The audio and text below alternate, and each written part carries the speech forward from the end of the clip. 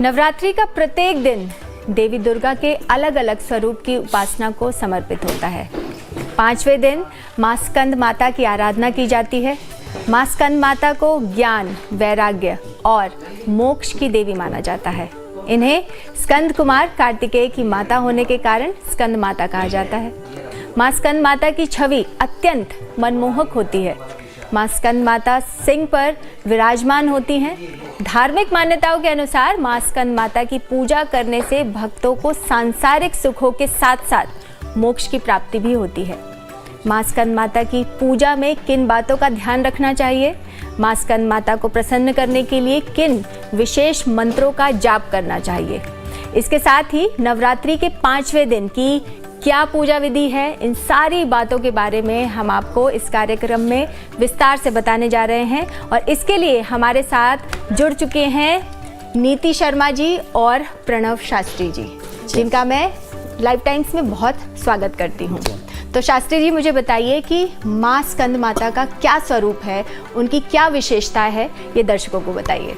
जी बिल्कुल। सबसे पहले तो नवरात्रों की हार्दिक शुभकामनाएं आप सभी को। माँ कथा की जो विशेषता है कि ये पौराणिक कथाओं के अनुसार एक ताड़कासुर नामक एक राक्षस हुआ करता था। उस राक्षस ने देवताओं और मनुष्य को सभी को प्रेरित किया हुआ था, बहुत परेशान कर रहा था। लगातार उनकी तपस्या भंग करता, लगातार उनको टॉर्चर करना और उनको अपने तरीके से मतलब परेशान करना, ऐसी स्थिति में लगे रहते थे। तो सभी देवताओं ने मिलकर जब परेशान हो गए, भगवान शंकर जी से प्रार्थना की। भगवान शंकर जी से प्रार्थना की तो भगवान शंकर जी ने कहा कि इसका निवारण माँ पार्वती के पास है। तो फिर माँ पार्वती की आराधना की सभी देवताओं ने मिलकर के। जब माँ पार्वती की आराधना की तो माँ पार्वती ने कहा कि ठीक है, मैं आपको एक विशेष बताता हूँ, क्योंकि भगवान शंकर जी ने और मिलकर एक ऐसा रूप रचा जिसके वजह से माँ स्कंद माता का एक स्वरूप बना। लेकिन उसका एक कारण है, क्योंकि बहुत ज़्यादा ताड़कासुर ने तपस्या करने के बाद ब्रह्मा जी से एक आशीर्वाद प्राप्त किया था कि मेरी मृत्यु किसी से नहीं होगी, केवल शिव के पुत्र से होगी। तो उस समय भगवान शंकर जी का कोई भी पुत्र नहीं था। तो उस समय उन्होंने सोचा, ब्रह्मा जी ने तो तथास्तु किया, आशीर्वाद दे दिया। क्योंकि हमारे देवी देवता इतने भोले हैं, उनको राक्षस पूजा कर ले तो उनसे प्रसन्न हो जाते हैं, नॉर्मल पूजा करे तो उनसे भी प्रसन्न होते हैं। तो प्रसन्न होकर उनको आशीर्वाद दिया। उसके बाद क्या हुआ कि फिर जब तराई तराई मान होने लगी तो माँ पार्वती के आगे प्रार्थना की। तब कार्तिक भगवान जी का जन्म हुआ। तो कार्तिक का जन्म हुआ तो उसको बचपन से ही युद्ध की प्रेरणा दी गई, क्योंकि माँ पार्वती को बताया गया कि अगर इसको युद्ध की प्रेरणा नहीं दी जाएगी तो ताड़कासुर का वध नहीं हो सकता। उस समय माँ स्कंद माता ने पूर्ण रूप से कार्तिक भगवान को तैयार किया और तैयार करके और जो देवी का रूप था साथ में मिलकर तब ताड़कासुर का वध किया। और ताड़कासुर का वध करने के बाद तीनों लोक की जो तराई तराई मान मची थी उससे फ्री किया। और उसके बाद तब जाके माँ का नाम जो पड़ा स्कंद माता इसीलिए पड़ा, क्योंकि जो कार्तिक भगवान का नाम था वो स्कंद था, उसका जो शॉर्ट नाम था स्कंद था, इसीलिए उनको कार्तिक भगवान के नाम से जाना जाता है। तो कार्तिक भगवान के रूप से ही माँ का स्कंद माता नाम पड़ा और तभी से ये प्रचलन चला रहा। इसी वजह से माँ का जो 5वां नवरात्रा होता है वह स्कंद माता के रूप में पूजा जाता है। बहुत खूब। अच्छा नीति जी, आप मुझे बताइए, क्योंकि स्कंद माता कार्तिकेय की माता के नाम से उन्हें पूजा जाता है, तो क्या जिन लोगों को या जिन स्त्रियों को बच्चों के लिए भी माता की पूजा करते हैं, तो क्या ये सही है? तो अगर किसी को संतान प्राप्ति करनी है तो उनके लिए भी माँ स्कंद माता की पूजा होती है? तो कोई बीज मंत्र है या फिर किस तरह से उनकी पूजा करनी चाहिए? या देवी सर्वभूतेषु विद्यारूपेण संस्थिता नमस्तस्यै नमस्तस्यै नमस्तस्यै नमो नमः। दर्शकों को नवरात्रों की बहुत हार्दिक शुभकामनाएं। आज नवरात्रि का 5वां दिवस, हम माता स्कंद माता की पूजा करते हैं। जैसे प्रीति जी आपने बताया कि देवा असुर संग्राम में सेनापति की भूमिका निभाने वाले देवों के देव महादेव और माँ पार्वती के प्रथम पुत्र कार्तिकेय के ही इस रूप का हम वर्णन करते हैं। स्कंद रूप में माँ ने कार्तिकों को अपनी गोद में ले रखा है।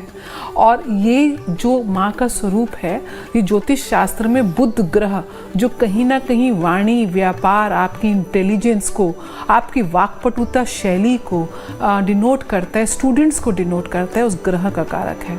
क्योंकि स्कंद माँ के मातृत्व वात्सल्य भाव को दिखाता है।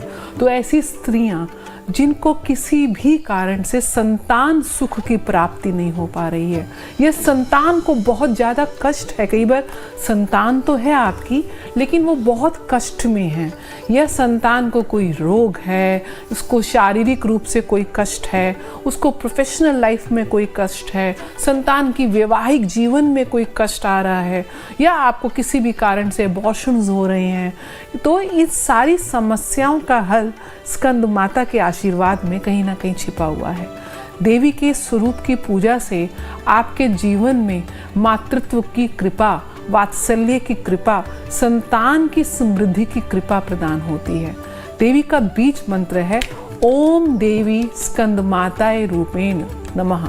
या देवी सर्वभूतेषु मस्कंद माता रूपेण संस्थिता नमस्तस्यै नमस्तस्यै नमस्तस्यै नमो नमः। माँ की आप आराधना करें, माँ को पीले या हरे रंग के वस्त्र आप अर्पण करें, माँ को आप हरी मिठाई यानी कि पिस्ता या इलायची से निर्मित मिठाई का भोग लगाएं, माँ को अति प्रिय है। और अगर आपको संतान सुख चाहिए तो आप जो गरीब बच्चे हैं, आप उनमें सबसे ज़्यादा अगर आप पढ़ाई लिखाई से रिलेटेड सामान जैसे कि कॉपी, किताब, पेंसिल या किसी की आप पढ़ाई को स्पॉन्सर कर सकते हैं, अगर आप ये सेवाएं समाज को देते हैं तो निश्चय माने कि आपकी अपनी संतान पे उसका बहुत सकारात्मक प्रभाव पड़ेगा। आप ऐसा करेंगे तो आपको लाभ होगा। साथ साथ आपको आज के दिन खुद भी हरे रंग के या पीले रंग के वस्त्र धारण करने हैं। माँ की जब आप आराधना करें तो माँ के साथ साथ आप गाय की सेवा भी आज के दिन करें। आज आप गाय को हरी पालक खिलाते हैं तो अब भी संतान प्राप्ति में गौ माता का भी आपको आशीर्वाद मिलता है। साथ साथ क्योंकि बुध कहीं ना कहीं वायु तत्व को डिनोट करता है, तो आज के दिन आप पक्षियों को यानी कि बर्ड्स को, जो वायु तत्व में विचरण करने वाले जीव हैं, उनको आप हरी मूंग की दाल भिगो के खिलाएं, तब भी आपके कुंडली में अगर संतान सुख में कोई बाधा आ रही है, वो कष्ट आपका निवारण होता है।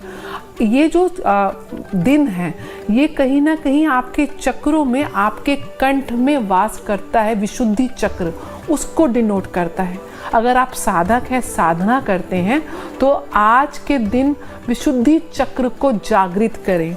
ओम हम की ध्वनि के साथ आप इस चक्र को जागृत कर सकते हैं। साथ साथ बुध के बीज मंत्र का भी आप जाप करें। और अगर आपको गर्भ धारण करने में दिक्कत आ रही है तो आप गुरु के बीज मंत्र ओम ग्राम ग्रीम ग्रौम स गुरुवे नमः मंत्र का और भगवान कृष्ण के गोपाल रूप की भी माँ स्कंद माता के साथ आप अगर पूजा आराधना करते हैं तो आपके जीवन में संतान प्राप्ति होती है। विशेष रूप से जो गर्भवती महिलाएं हैं, अगर आपको गर्भ के समय डॉक्टर ने रेस्ट कह दिया या कोई कॉम्प्लिकेशंस हैं, तो आप वास्तु की दृष्टि से अपने घर के उत्तर पश्चिम शयन कक्ष में आप शयन करें और जहां आप सोती हैं उस गद्दे के नीचे आप 5 मोर पंखी को रखें और साथ साथ एक कांच के बाउल में आप सेंधा नमक या खड़ा नमक, कपूर और उसके साथ एलम यानी कि फिटकरी के साथ 5 इलायची के दाने, 5 लौंग के दाने, 5 काली मिर्च के साबुत दाने के साथ थोड़ा सा उसमें चंदन का इत्र मिला के अपने सिरहाने के पास इस मिश्रण को रखें। ऐसा करने से भी आपके जीवन में जो स्वास्थ्य की वजह से आपको गर्भधारण में दिक्कत आ रही है, वो नकारात्मक ऊर्जाएं जो हैं वो कम होंगी। और माँ का आप जाप करेंगे स्कंद माता का, और स्कंद माता को स्थायी रूप से आप अपने मंदिर में स्थापित करेंगे जब तक आपके गर्भ का काल पूरा नहीं हो जाता।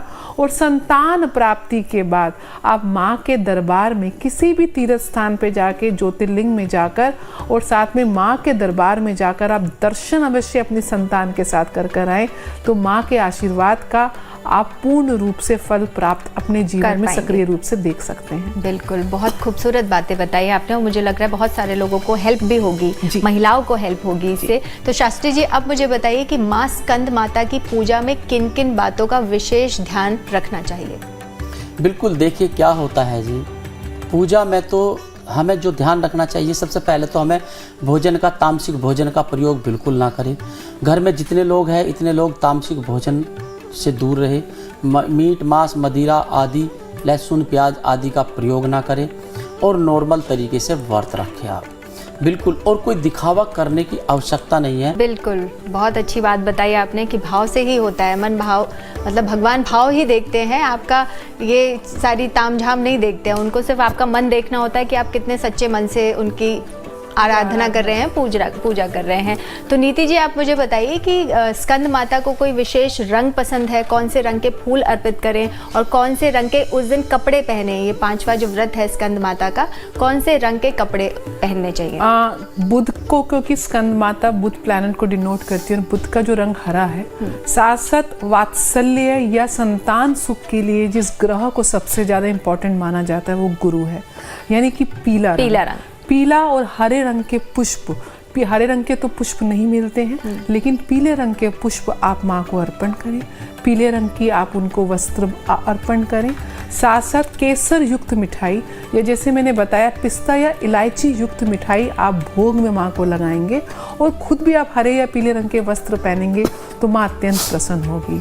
देखिए, बुध आपके जीवन में कहीं ना कहीं विद्या का कारक है, आपकी वाणी का कारक है, आपके व्यवहार का कारक है, आपकी बौद्धिक कौशलता का कारक है। कम्युनिकेशन स्किल्स अगर आपको शार्पन करनी है अपने, आप तो माँ को आप विशेष रूप से सेवा करें। दूसरा, क्योंकि आपको संतान के लिए भी इन माँ की पूजा होती है, तो जो लोग चाइल्ड लेबर को अपने जीवन में कहीं ना कहीं बच्चों से सेवाएं लेते हैं, छोटे बच्चों के साथ मिसट्रीट करते हैं, उनके साथ अपशब्दों का प्रयोग करते हैं, उनको ओवरलोड करते हैं, तो यकीन मानिए आप माँ की कितनी भी पूजा करें, लेकिन अगर आप बच्चों को उनका जीवन जीने से वंचित रखेंगे, उनका जो सीखने का समय है उसमें आप ज़िंदगी की वो सीखें सिखा देंगे कि कल को उनको अपने जीवन से ही लगे कि जीवन में लोग कैसे हैं, तो ऐसा कोई कृत्य ना करें। आप जितना हो सके गरीब बच्चों को अपनी सेवाएं दें, अपने सामर्थ्य के अनुसार, कुछ नहीं तो अच्छा व्यवहार, अच्छा ज्ञान, अच्छी शिक्षा जो देंगे इस ब्रह्मांड में, वही आपको वापस मिलेगा। बिल्कुल, बहुत अच्छा। और जैसे आपने बताया कि माँ को भोग से प्रसन्न कर सकते हैं, तो शास्त्री जी आप ये भी बता दीजिए कि माँ को ऐसा कौन सा भोग लगाएं कि माँ प्रसन्न हो जाए और भक्त भी प्रसन्न हो जाए? बिल्कुल, देखिए भोग तो माँ को केले का प्रसाद चढ़ाए, आप केले का हलवा बना के लगा सकते हैं आप भोग, बेसन के हलवे का भोग लगा सकते हैं आप। तो ऐसे में माँ बड़ी प्रसन्न होती है। अगर आप किसी भी चीज़ में केसर का प्रयोग करेंगे, खीर भी बनाएंगे तो केसर का प्रयोग करके भोग लगाएंगे तो भी आपको लाभ मिलेगा। माँ तो कहती है भाव की भूखी है। जैसे हमारी माँ होती है, पूरा दिन हम कहीं भी रहे, शाम को आते हम उल्टा हमसे पूछती है भाई कुछ खाया पूरा दिन में, तो ऐसे ही माँ होती है। माँ को हम क्या खिलाएंगे, ये तो अपने मन की भावना संपूर्ण करते हैं हम कि हमने माँ को भोग लगा, उल्टा माँ के बहाने से हमें खाने को मिला, हमने खाया। इसलिए भाव रखिए आप। अगर भाव से आप माँ को एक बूंद पानी पिला सके तो वो भी आपके लिए अति उत्तम है। कहते हैं कि एक माँ के 10 बच्चे होते हैं, वो माँ उन 10 बच्चों को पाल देती है, लेकिन अगर वे 10 बच्चे माँ को पाल नहीं पाए, वो एक माँ 10 बच्चों पर नहीं पलती। इसलिए भाव करिए। और माँ तो माँ है, जगत जननी माँ, जग जननी माँ और स्वयं जननी माँ, दोनों में यही है कि दोनों की दोनों देती है, कभी लेती नहीं। और इन नवरात्रों में माँ भरपूर आपको आशीर्वाद देंगी, संपूर्ण फल प्राप्त होगा, क्योंकि इस बार के नवरात्रे बढ़े हुए हैं।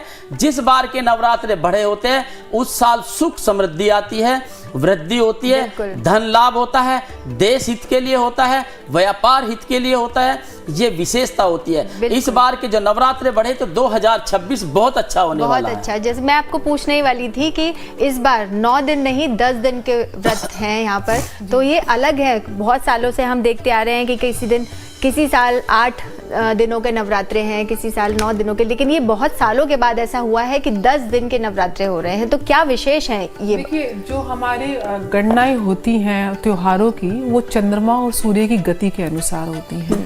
इस वर्ष जो नवरात्रे शारदीय आ रहे हैं, तिथि वृद्धि हो रही है। तिथि वृद्धि तब मानी जाती है जब सूर्योदय से लेके अगले दिन के सूर्योदय तक एक ही तिथि विद्यमान हो। तो यानी कि जो तृतीय तिथि है वो वृद्धि हो रही है। 24 और 25 को दोनों दिन ही तृतीय तिथि बन रही है। प्रातःकाल सुबह 4:52 पे 24 को तृतीय तिथि प्रारंभ होगी और अगले दिन 25 तारीख को सुबह 7:06 तक तृतीय तिथि विद्यमान रहेगी। और जब भी तिथि वृद्धि होती है तो ऐसा माना जाता है कि ऐसे नवरात्रे बहुत शुभ सूचक होते हैं। जैसे मैंने बताया कि स्कंद माता की हम बात कर रहे हैं, 5वीं माता है, मात्सल्य का जो स्वरूप देती हैं, माता का स्वरूप देती हैं, बुध की कारक हैं, बुध व्यापार का कारक है। इन नवरात्रों के शुभ प्रभाव के कारण आप देखेंगे कि जो देश के ऊपर ट्रंप ने टैरिफ लगा दिया था, क्योंकि बुध व्यापार का कारक है, वो टैरिफ को ट्रंप कम करेगा। ये शुभ प्रभाव आपको देखने को मिलेगा। तो ये भविष्यवाणी भी कर रही ज्योतिषीय गणना के अनुसार। ओके। बुध क्योंकि शिक्षा का कारक है, कहीं ना कहीं एक चीज में और उपाय बताना भूल गई। बुध ज्योतिष शास्त्र में नपुंसक ग्रह की संज्ञा दी गई है।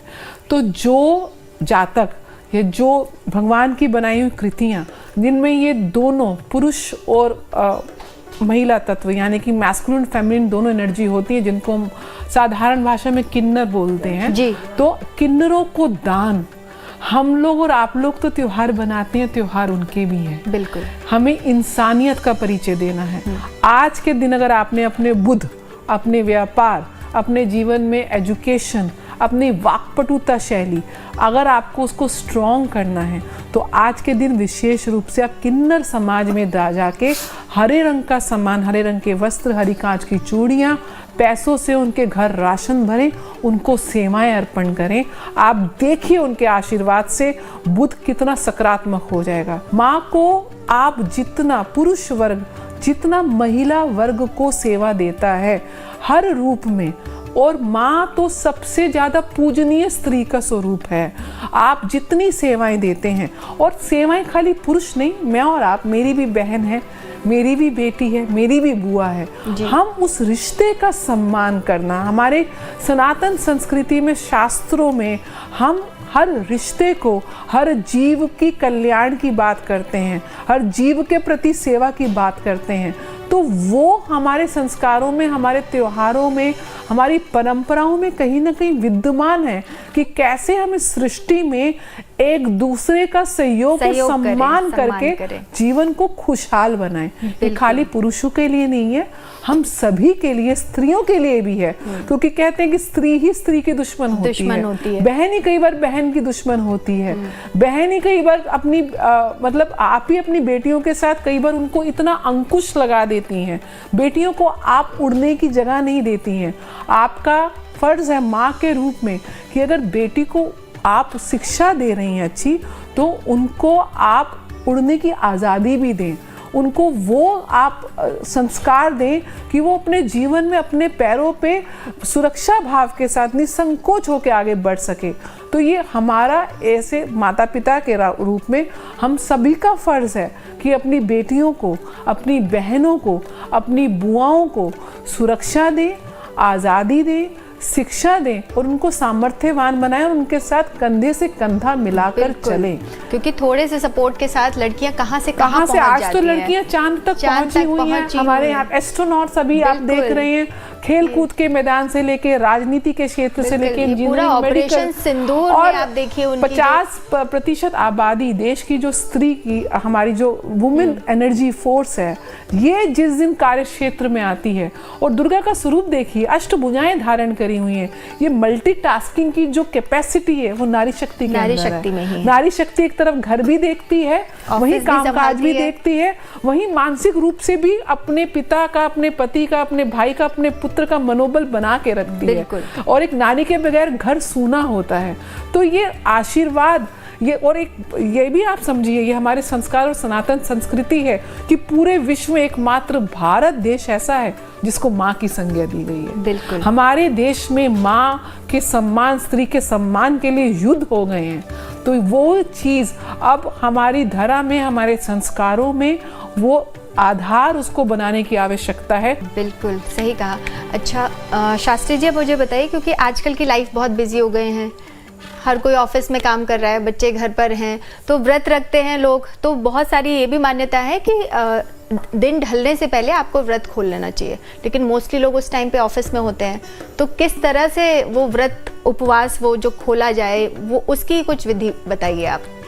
बिल्कुल, देखिए इसमें क्या हो सकता है, आज की डेट में इतनी भाग दौड़ की ज़िंदगी है, यही नहीं पता होता कि सुबह किस समय जा रहे हैं, शाम को किस समय आ रहे हैं। बिल्कुल। और अगर ऑफिस से सही समय से छुट्टी हो भी गई, जाम का ही नहीं पता आपको, 2 घंटे में फंसे, 3 घंटे जाम में लगे हुए, घर कब पहुंचेंगे। तो ऐसी स्थिति में अगर आपको लगता है तो आप शाम को सूर्यास्त के जाकर भी भोग लगा सकते हैं माँ को। माँ को 24 घंटे में किसी भी समय आप भोग लगा सकते हैं, माँ के लिए कोई फ्रेज नहीं है। जैसे मैंने कहा, माँ तो माँ ही होती है। अब माँ स्पेशल ये तो नहीं कहेगी कि मैं ठीक 7 बजे के बाद गेट बंद कर लूँगी, अब मैं कोई पूजा नहीं लूँगी, ऐसा तो नहीं हो सकता। कहते हैं स्त्री तो प्रधान है और माँ तो माँ ही है। माँ का तो अद्भुत ममताई रूप होता है, ऐसा ममताई रूप होता है माँ का। तो माँ को तो रात को बच्चा जाकर 2 बजे भी जाता है ना ऑफिस से, माँ तब भी खाना बना के दे देगी। एक बार को बीवी खाना बना के नहीं देगी, लेकिन माँ जरूर उठ कर खाना बना के दे देगी। तो माँ का रूप तो एक अलग ही होता है। तो इसलिए मैं ये कहूँगा, जो भी व्रत रहता है, इस तरह से अगर कोई देर अवेर हो जाती है तो माँ को भोग लगा के आप अपना प्रसाद ग्रहण कर सकते हैं, कोई प्रॉब्लम नहीं। सुबह जल्दी होती है, कई बार सुबह जाने के लिए बहुत जल्दी होती है। अगर पूजा पाठ भी नहीं कर सकते आप, तो नहा धो करके, हाथ जोड़ कर, नतमस्तक होकर के, 2 पुष्प चढ़ा करके भी माँ से माफी मांगकर आप ऑफिस जा सकते हैं। और मंत्र आप जाप करते हुए, अपनी गाड़ी चलाते हुए मंत्र भी जाप कर सकते हैं, चुपचाप से, शांति से, बिना दिखावे के। अपनी माँ बहन को, बेटियों का सम्मान करें, बड़े बुजुर्गों का सम्मान करें, सबका आशीर्वाद प्राप्त करें, यही सबसे बड़ा दान और पुण्य है।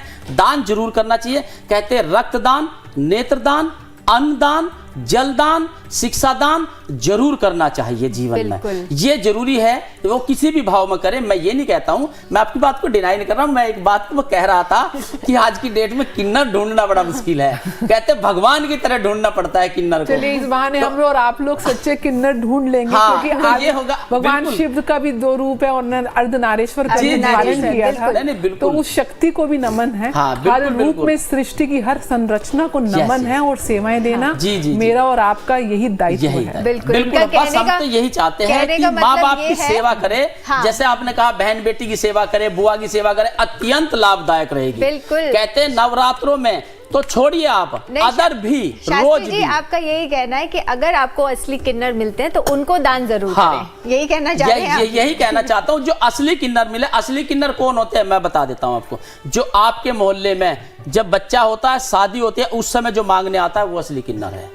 और नहीं तो जो सड़कों पे, चौराहों पे जो भीख मांग रहा, पैसे मांग रहा, वो किन्नर नहीं है बिल्कुल भी। आप उसका मेडिकल टेस्ट करा लेना, पुरुष बना हुआ किन्नर वहां पे। अब कहाँ इतना लोग जाएंगे मेडिकल टेस्ट कराने? इसीलिए मैं कह रहा हूं कि जितना भी हो सकता है, चौराहे पे जितने लोग होते हैं उनको दान ना करें प्लीज। उनको दान पैसे का ना करें। दान करेंगे तो बिस्किट का करें, अन्न का दान करें, पानी दे उनको, जूस रखे, कोल्ड ड्रिंक रखे, वो उनको दे, पैसे ना दे। क्योंकि उसी पैसे से वो क्या करते हैं, नशा करते हैं शाम को।